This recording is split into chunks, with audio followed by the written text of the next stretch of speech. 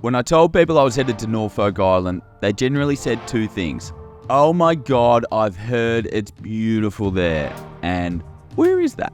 It's a 2.5 hour flight east of Sydney, on a similar longitude to New Zealand and New Caledonia. The total size of the island is only 36 square kilometres. It only takes about 15 minutes to drive from furthest point to furthest point. Cows cruise freely through the streets, unrestricted by the pesky burden of fences. Norfolk Island surely has the most unique origin story of any place on Earth. It was originally a penal colony for the British government, of particularly harsh running, even by 19th century standards.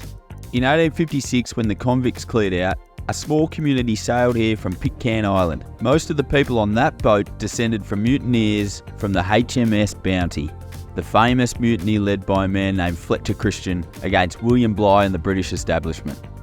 Get lost to here for Bounty Day, the biggest day of the year here, and seeing everyone dressed in traditional handmade garb, I get this thought which would reoccur throughout the duration of my time here. There isn't anywhere else like Norfolk Island.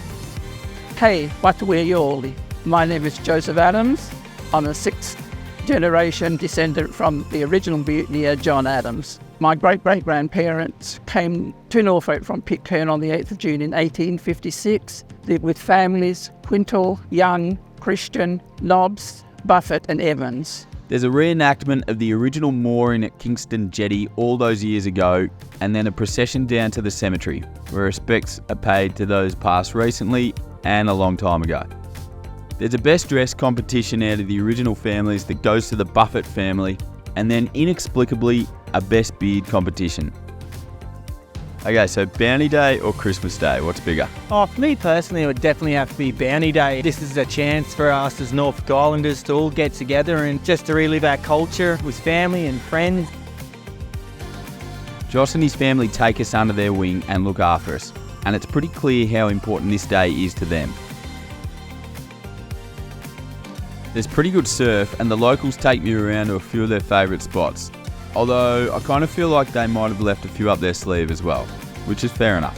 I reckon it's this classic thing that people on Norfolk just leave their gear at the beach, ready for next time. They know no one's going to steal it, so they just leave it on the rocks.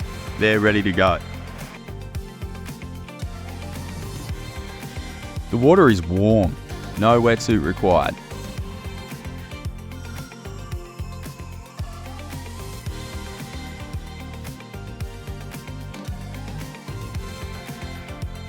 I feel like the island has more special spots squeezed into 36 square kilometres than some countries that are 100 times the size have. There's some incredible beaches with reefs right offshore, teeming with marine life. And for only 36 square kilometres, there's a lot of pretty cool hikes. It's so much quieter once you enter like the rainforest part of this. It's like all you can hear out there is crashing waves, and then you come in here and it's absolutely silent except for birds and a few insects.